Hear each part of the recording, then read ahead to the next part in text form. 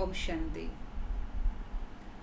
कल हमने प्रकाशमणि दादी जी के मम्मा के साथ के अनुभव सुने।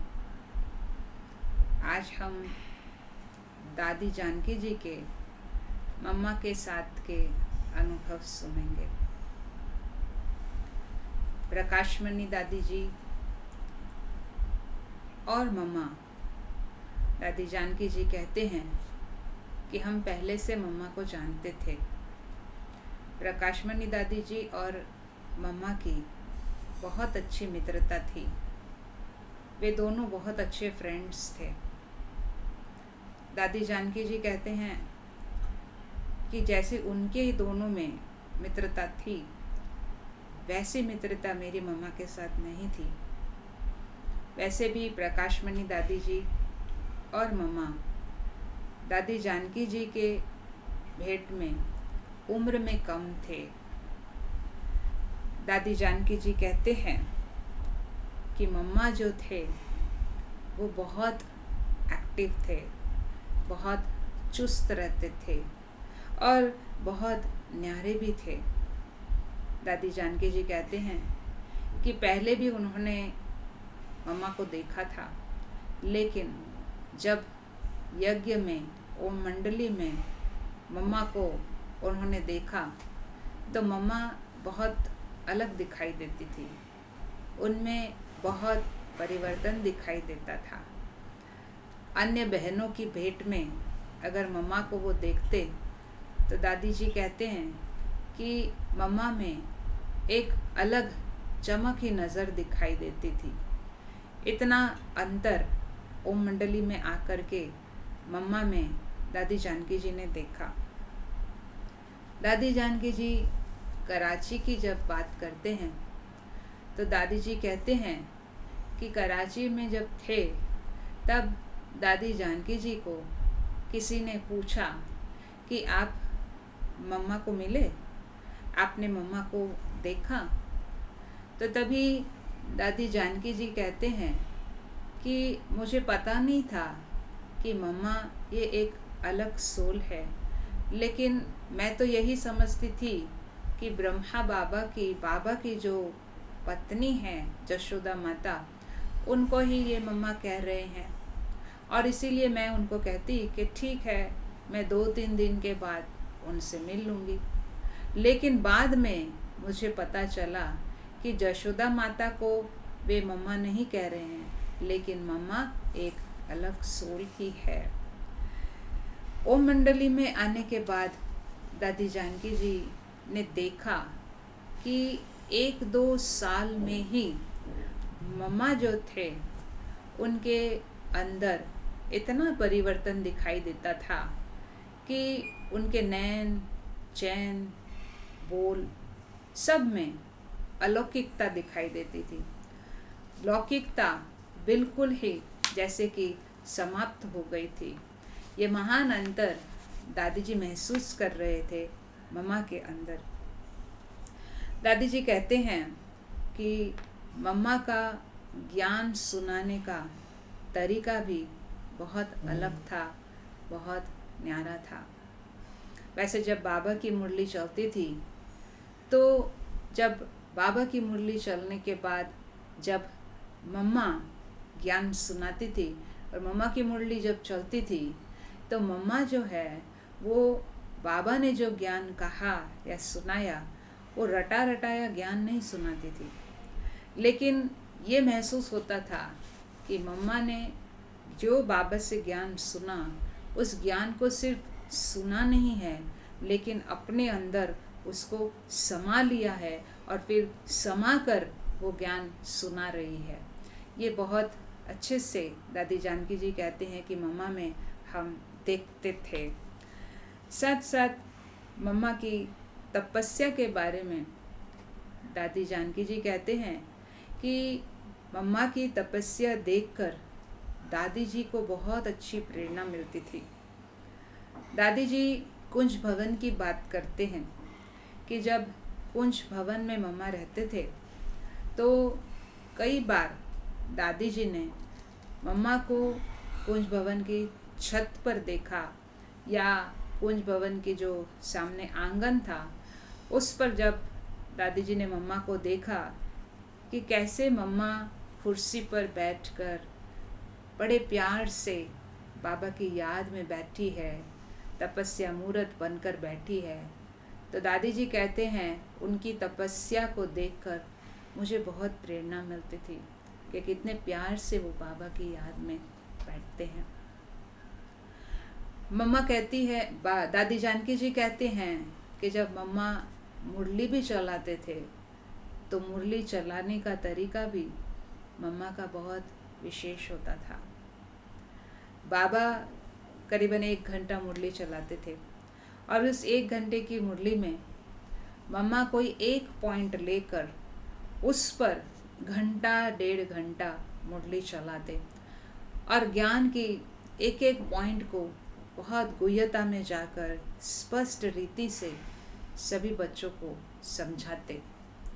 साथ साथ मम्मा के बारे में दादी जानकी जी ये भी कहते हैं कि मुरली सुनाते समय, जब मम्मा मुरली सुनाते थे तो यज्ञ में जो बच्चे थे वो इतने एकाग्रचित्त होकर के वो मुरली सुनते थे, क्योंकि मम्मा की मुरली बहुत मीठी लगती थी, बहुत प्यारी भी लगती थी। तो ऐसे मुरली चलाने की भी विशेषता मम्मा में दिखाई दी। दादी जी कहते हैं कि सारे यज्ञ में मम्मा जो थे वो सबसे कम बोलते थे, जैसे कि अंतर्मुखता की गुफा में हमेशा रहते थे। और ये विशेषता, ये मम्मा का गुण दादी जानकी जी को बड़ा अच्छा लगता था, क्योंकि दादी जी कहते हैं कि उस समय मैं भी बहुत कम बात करती थी, बहुत कम बोलती थी, और इसीलिए वो अंतर्मुखता का गुण जब मम्मा में देखते तो दादी जी को भी बहुत अच्छा लगता और उनसे वो प्रेरणा मिलती। एक बार की बात बताते हैं कि मनमोहिनी दीदी की बात बताते हैं कि मनमोहिनी दीदी जी को एक बार दादी जानकी जी ने कहा कि मुझे मम्मा से डर लगता है बोलने में, मुझे झिझक होती है उनसे मिलने में। तो दीदी जी ने पूछा कि क्यों, कुछ गलती की क्या? तो दादी जानकी जी कहते हैं कि नहीं, मैंने कुछ गलती की इसीलिए मुझे उनसे डर लगता है, ऐसे नहीं, लेकिन पता नहीं मुझे उनसे मिलने में बहुत झिझक लगती है। तो ये बात दीदी जी ने मम्मा के कान पर डाली और मम्मा को ये बात सुनकर कोई गलत नेगेटिव फीलिंग नहीं आई, लेकिन बड़े प्यार से वो मम्मा दादी जी के पास आए और दादी जी को पूछा कि आपको मुझसे मिलने में डर लगता है, बात करने में डर लगता है? तो दादी जी ने कहा नहीं, लेकिन मुझे थोड़ी सी झिझक होती है ज्ञान की बात करने में। तो उस समय देखा कि मम्मा कैसे स्पेशल दादी जानकी जी को कहा कि चलो हम साथ में बैठते हैं और ज्ञान की कुछ चिट-चैट करते हैं, ज्ञान की कुछ रूह रिहान करते हैं। तो इस रीति से मम्मा एक एक यज्ञ वत्स पर इतने उनकी पालन पोषण करती, उनको संभालती, उनको सिखाती, हर चीज़ में सिखाती और उनको जैसे कि आगे बढ़ाती। इस प्रकार से वो हर एक सोल का सम्मान करती और रिगार्ड भी रखती। इस प्रकार से मम्मा की जो विशेषता थी, तो वो दादी जानकी जी देखते थे कि कितनी अलग से और मम्मा जैसी कोई आत्मा देखे नहीं। इस प्रकार से उन्होंने महसूस किया। जब शिक्षा देने की बात आती है तो शिक्षा देते समय भी मम्मा का शिक्षा देने का तरीका बहुत अलग होता था। दादी जानकी जी कहते हैं कि बाबा भी कहते थे शिक्षा देते समय कि कभी कोई गलती किसी से होती है तो वो रिपीट नहीं होनी चाहिए। मम्मा भी जब ये शिक्षा यज्ञवत्सों को देती थी कि कभी भी कुछ गलती हो तो नहीं, इतना हमें अटेंशन रखना है, लेकिन अगर गलती होती है तो इतना हम ध्यान रखें कि वो गलती हमारे से रिपीट ना हो। तो ये जब शिक्षा मम्मा के मुख से दादी जानकी जी ने सुनी, तो उसी समय दादी जानकी जी ने जैसे कि गांठ बांध ली और निश्चय किया, दृढ़ निश्चय, कि मैं अपना रिकॉर्ड ऐसे रखूंगी कि कभी भी कोई गलती मेरे से अगर होती है तो वो कभी भी दूसरी बार रिपीट नहीं होगी। मम्मा को फिर से मुझे वही शिक्षा देने की ज़रूरत न पड़े। ऐसा दृढ़ निश्चय दादी जानकी जी ने किया। इस प्रकार से मम्मा की शिक्षा जो देते थे मम्मा, तो उसमें भी प्यार भी होता था, लेकिन शिक्षा भी होती थी, क्योंकि सभी को परफेक्ट बनाना, सभी को सत्यता सभ्यता सिखाना, संस्कारों में परफेक्ट बनाना, ये उनकी फ़र्ज़ अदाई वो हमेशा बहुत अच्छे से करते थे। दादी जानकी जी जब मम्मा के बारे में कहते हैं, तो मम्मा के बारे में ये एक और बात ये भी कहते हैं कि मम्मा की विशेषता एक ऐसी थी कि वो कभी भी जो भी कुछ सिखाना होता था दूसरों को, तो सिर्फ मुख से कहती नहीं थी कि ये चीज़ आपको करनी है या ये चीज़ करो, लेकिन खुद करके दिखाती थी। अमृत वेले की ही बात दादी जानकी जी सुनाते हैं। दादी जी कहते हैं कि जब यज्ञ में नहीं वो आए थे, तब तो अमृत वेला या 4 बजे जल्दी से उठना ये उनके जीवन में कोई आदत नहीं थी। लेकिन जब बाबा के पास आए तो रोज़ अमृत वेले 4 बजे उठने का नियम होता था, और उसमें मम्मा उनकी ये विशेषता होती थी कि वो रोज़ हर एक रूम में सभी बच्चों को देखने आते थे कि 4 बजे सभी उठे हैं, बाबा की याद में बैठे हैं। एक बार की बात दादी जी सुनाते हैं कि कैसे मम्मा जो थे वो 4 बजे कमरे में देखने आए, लेकिन कोई बच्चे, कुछ जो उसमें बच्चे थे यज्ञ में, वो सोए हुए थे। उसके बाद में जब दादी जानकी जी को किसी ने कहा, कोई बहन ने, कि मम्मा आकर देखकर चली गई और हम तैयार नहीं थे, सो रहे थे, तो भी मम्मा ने गुस्सा नहीं किया, कभी भी क्रोध नहीं किया, लेकिन उनकी शिक्षा देने की जो विधि थी वो भी बहुत मीठी थी। वो सिर्फ बच्चों को यही कहने लगे कि भक्त मंदिर में आते हैं और घंटा बजाते हैं, लेकिन अगर वो देवताओं को सोए हुए देखते हैं तो कैसा लगेगा। उसी दिन से दादी जानकी जी कहते हैं कि मैंने दृढ़ निश्चय किया, और उस दिन से लेकर के आज तक, अर्थात अंतिम दिवस तक, दादी जी कहते हैं मैंने अपना अमृत वेला कभी भी मिस नहीं किया। इस प्रकार से मम्मा जी की जो शिक्षा देने की रीत थी, विधि थी, बड़े प्यार से वो शिक्षा देती थी, जिससे कि बाबा की हर श्रीमत का पालन हर बच्चा करे, ये उनका वो लक्ष्य था। साथ साथ जब भोजन की बात करते हैं तो दादी जी कहते हैं कि मम्मा हमेशा भोजन को प्रसाद के रूप में स्वीकार करती। जब भी भोजन करने बैठते तो मम्मा कभी भी उस भोजन में कभी भी कुछ कंप्लेन नहीं करते, कभी कुछ कमी बताते नहीं, वर्णन नहीं करते कि इसमें नमक कम है या इसमें ये मसाले ज़्यादा हैं, लेकिन जो भी भोजन उसके सामने आता तो वो प्रसाद के रूप में स्वीकार करते और बिल्कुल चुप रह करके, साइलेंस में बैठ करके वो भोजन स्वीकार करते।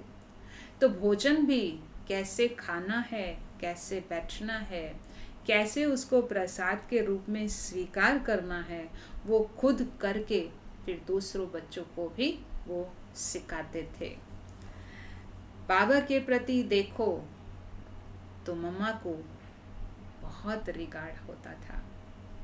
बाबा के एक एक शब्द के प्रति उनका बहुत रिगार्ड और सम्मान से वो उनको फॉलो करते थे।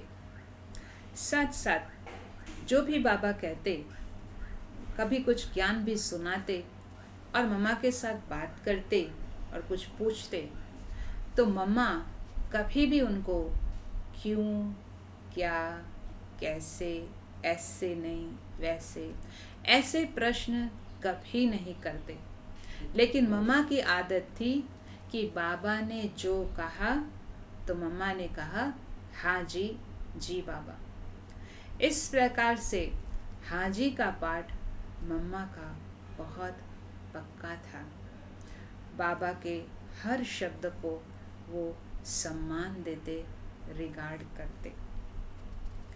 मम्मा के बारे में दादी जानकी जी ने ये भी महसूस किया कि मम्मा, उन्होंने कभी भी अपनी बुद्धि का अभिमान कभी नहीं दिखाया। पूना की बात करते हैं कि एक बार जब दादी जानकी जी पूना में सेवा करते थे और उस समय जब मम्मा बेंगलोर में जा कर के जब सेवा करके पूना में आई थी दादी जी से मिलने, तब बहुत बड़ी सेवा करके मम्मा आए थे। लेकिन फिर भी जब उनको पूछते थे कि कैसी रही सेवा, तो उन्होंने कभी भी वो सेवा का वर्णन जोर शोर से करके नहीं दिखाया कि मैंने ये सेवा की, मैंने इतनी अच्छी सेवा की, मैंने इतनी बहुत सेवा की। नहीं, वो शॉर्ट में बताते कि ऐसे ऐसे सेवा हुई। लेकिन दादी जी कहते हमें पता चल जाता था कि मम्मा के साथ जो साथ में लोग गए वो कहते थे कि कितनी बड़ी सेवा आज मम्मा ने उस स्थान पर की है। तो इस प्रकार से मम्मा ने कभी भी अपने बुद्धि का अभिमान, शो, दिखावा कभी नहीं किया। मम्मा के बारे में अगर कहें तो दादी जानकी जी ये भी कहते हैं कि मम्मा मन जीत आत्मा थी। मन को उन्होंने जीता हुआ था। एक बार एक बहन ने मम्मा से पूछा था कि मम्मा, आप अपने मन को शांत कैसे रख सकते हो? तो मम्मा ने उस बहन को समझाया कि मेरा मन तो एक बेबी के समान है। मैं उसको सिर्फ कह देती हूँ कि बस अब थोड़े समय के लिए तुम शांत बैठ जाओ, तो वो शांत हो जाता है। इस प्रकार से मम्मा ने अपने मन को जीत लिया था। जो भी मन में विचार कौन से, कब, कैसे आने चाहिए, कब फुल स्टॉप, कब ब्रेक लगना चाहिए, तो वो कंट्रोलिंग पावर मम्मा के पास बहुत अच्छी थी। इस प्रकार से मम्मा ने अपने मन पर जीत पाई थी। पुरुषार्थ के बारे में कहो तो मम्मा गुप्त पुरुषार्थी थी। सेवा का शो तो कभी नहीं किया, लेकिन पुरुषार्थ का भी शो कभी नहीं किया। जो भी पुरुषार्थ करती वो गुप्त रीति से करती। मम्मा त्यागी भी थी, तपस्वी भी थी और वैरागी भी थी। इस प्रकार से दादी जी ने मम्मा को उस रूप में देखा। दादी जी कहते हैं कि मैंने मम्मा को चारों रूपों में देखा। राधे के रूप में भी देखा, सरस्वती के रूप में भी देखा, काली के रूप में भी देखा, तो जगदम्बा माँ के रूप में भी देखा। इस प्रकार से मम्मा में वो लव और लॉ का बैलेंस बहुत अच्छे से दिखाई देता था। दादी जी कहते हैं कि जब भी शिक्षा देने की बात आती थी तो दादी जी ये महसूस करते थे कि मम्मा का शिक्षा देने का तरीका अलग था और बाबा का शिक्षा देने का तरीका अलग होता था। जब भी कोई बच्चे से यज्ञ में गलती होती तो बाबा का तरीका ऐसा होता कि बाबा भरी क्लास में वो उन्हें शिक्षा देता, या अगर कोई पर्सनल कोई शिक्षा देनी होती तो बाबा उनको पत्र लिखकर भेजता। लेकिन मम्मा का शिक्षा देने का तरीका बहुत अलग था। वो कभी भी भरी क्लास में किसी की गलती वो नहीं बताती, लेकिन जिसने भी कोई गलती की है तो वो उनके कानों में धीरे से जाकर बहुत मीठे से प्यार से उन्हें शिक्षा देती और उन्हें वो रियलाइज़ कराती।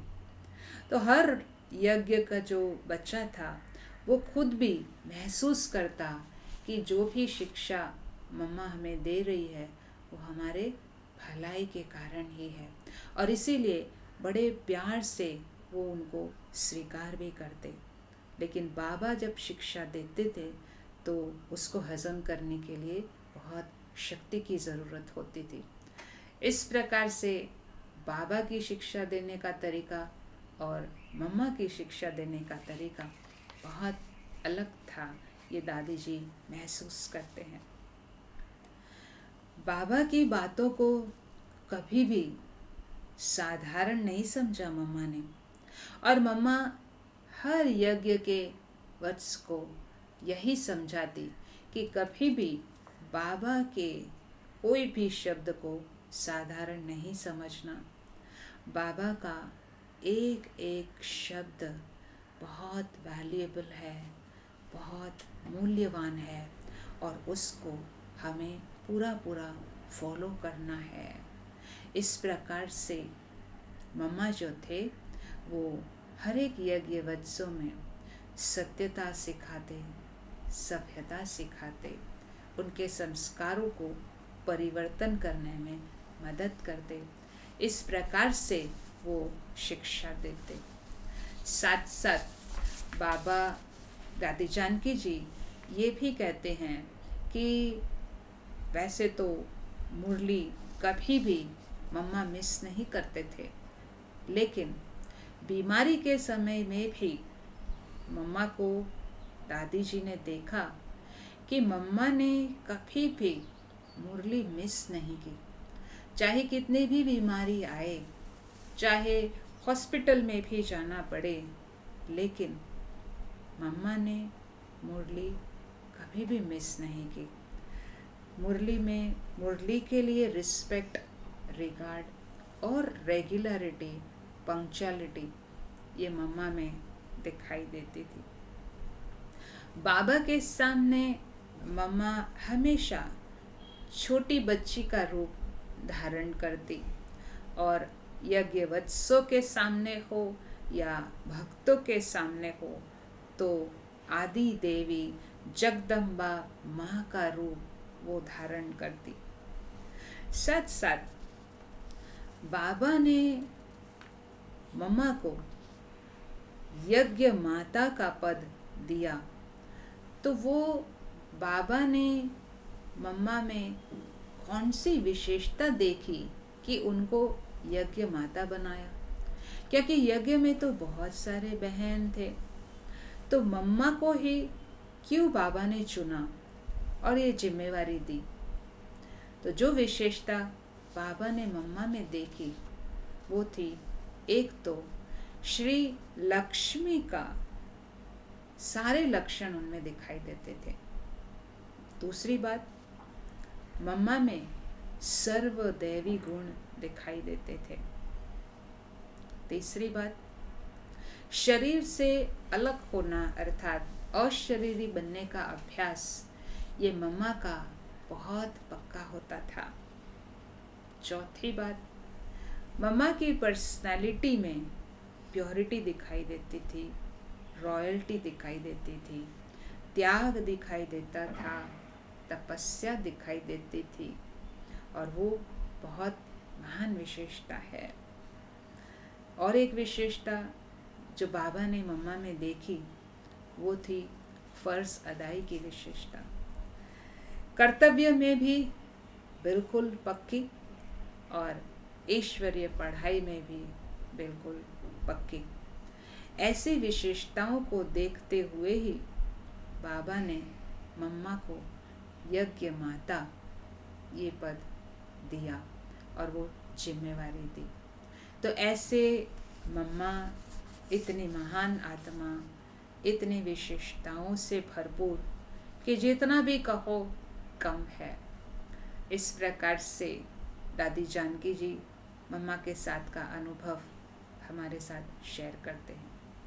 साथ साथ मम्मा के हम जो रोज़ 2 विशेषता सुनते हैं, तो आज के हमारे जो 2 विशेषता है वो है मम्मा तभी बनी जब उसने एक बार की हुई गलती दोबारा होने नहीं दी। मम्मा का सबसे बड़ा गुण था जी बाबा, हाँ जी बाबा कहना। मम्मा ने मुख से कभी भी दूसरा शब्द नहीं कहा, नहीं बोला। हमेशा श्रीमत पर चली, मनमत कभी भी उसमें ऐड नहीं की। क्लास में भी हाजिर रहना, ये भी बाबा का फरमान बरदार बच्चा बनना है, लेकिन न केवल रेगुलर बल्कि पंक्चुअल होना, ज़रा भी ऊपर नीचे नहीं होना, ये मम्मा की विशेषता थी। मुरली और सवेरे का योग ये कभी भी मम्मा ने मिस नहीं किया। जिसको बाबा ने कहा कभी गफलत नहीं करो, जिसे ओना होता है वो कभी गफलत नहीं करता है। बाबा कहते तुम ऊपर की स्थिति में ही रहो, नीचे क्यों आते हो। मम्मा के मुख से कभी भी ऐसी बातें सुनने नहीं आई कि उससे हम समझे कि मन की स्थिति मम्मा की बहुत नीची हो। नहीं, मम्मा की मन की स्थिति हमेशा ऊंची रहती थी। मम्मा बिल्कुल चुप रहते थे, जितना ज़रूरी है उतना ही बोलती थी और फिर चुप। तो ऐसी विशेषताओं से भरी मम्मा, हम सिर्फ ये विशेषताओं को रोज़ सुनेंगे नहीं, लेकिन हमारा पुरुषार्थ ये रहेगा कि हम भी मम्मा जैसे बने। ओम शांति।